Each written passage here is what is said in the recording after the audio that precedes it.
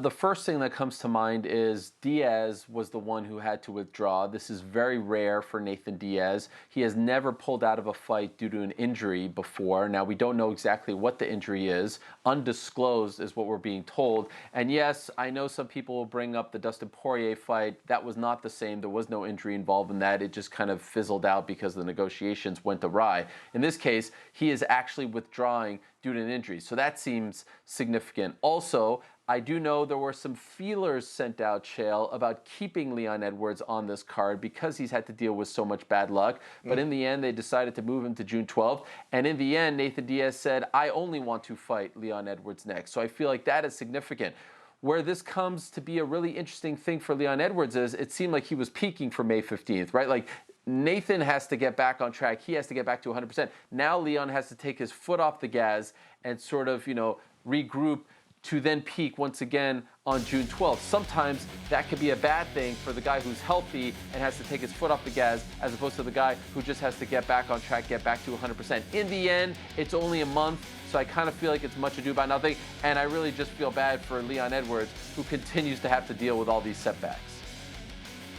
Sure, and Ariel, I would like to point this out because who gets the advantage? That was the question, and it's kind of tough to say without knowing what the injury is. Now, we do have a clue, and the clue is the fight wasn't canceled. The fight was moved. Same two guys doing the same thing in the same weight class for the same amount of rounds, which is relevant because it sounds as though maybe it's something a little bit minor, and I do think it favors Nate a little bit. Look, you don't get better at fighting by not fighting.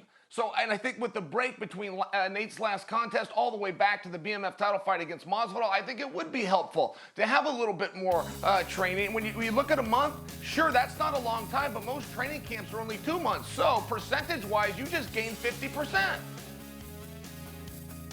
Yes, that is true. I mean, also consider the fact that Leon fought in mid-March, so this gives him a little more time. I wonder if he wants to just get back on the horse and get this fight over with and not have to prolong another training camp. But I understand what you are saying. Also, what makes this really interesting is, Chael, this was going to be historic in the sense that it was going to be the first 5-round non-title fight co-main event in UFC history. Now it's the first 5-round non-title fight tri-main event because there are 2 title fights above this one. There's Deiveson Figueiredo versus Brandon Moreno and Israel Adesanya versus Marvin Vettori. Is that a little funky? Is that a little weird? I don't know. The whole thing is a little weird.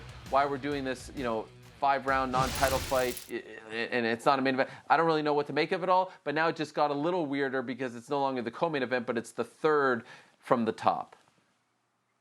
And Ariel, I would like to throw in one more point, which is when you are talking about the bad luck of Leon, and boy, not a whole lot went well for Leon in about the last 16 months. But I will tell you this, I think it might be worse if he lost the fight with Nate. I mean, I think if we asked Leon, would you like to stay on this card, we'll bring you a warm body, or would you like to move it 30 days, but we'll bring you one of the biggest stars in the sport. We'll let you get that rub that you've been after, and that quite frankly, he needs. Leon's gonna need a little bit of rub to really catch the attention of Usman and possibly even the attention of Dana White. We know that Leon's great. I'm talking about just that right guy with the right amount of eyeballs. So I would like to point out for you that in many ways, Leon did get served here. Leon did get looked after here, not forced and broken up from something that he really wants to do, which is fight Nate Diaz.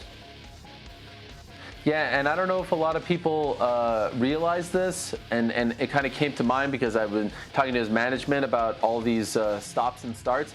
It always seems to happen in the middle of the night. So poor Leon Edwards continues to wake up on English time overseas to bad news. It's happened like 3-4 times where for some reason the bad news seems to happen to Leon Edwards in the middle of the night. Poor guy probably wakes up to 25 texts from media members, from coaches, from training partners. It's a horrible thing to wake up to. Now let me ask you this, Chael. Can you break some news for us? Did they call your guy Colby to see if he would step in and fight Leon on May 15th? Did that ever happen? Were there any feelers sent out to South Florida to see if Mr. Colby Covington would take this fight? I'm going to guess not. I got to elaborate on that word guess. Generally, if there is, I do hear about it. I also happened to speak to Colby yesterday, completely unrelated, about a training camp for USA Wrestling. I was invited him to come out to Atlanta. He said, man, things are going so well right where I'm at. I'm going to pass on this one, but I only bring that to you because I don't know how far this went up. I really don't. And I do know one thing with the guys at the UFC. If they call you a couple of times and you say no, They don't keep making those calls. Nobody at the UFC gets begged to fight. All right, so for now, June 12th, Glendale, Arizona. Great card. Unfortunately, Houston takes a hit. Tony Ferguson, Beneil Dariush, the new co-main event. Thanks for watching ESPN on YouTube. For live streaming sports and premium content, subscribe to ESPN+.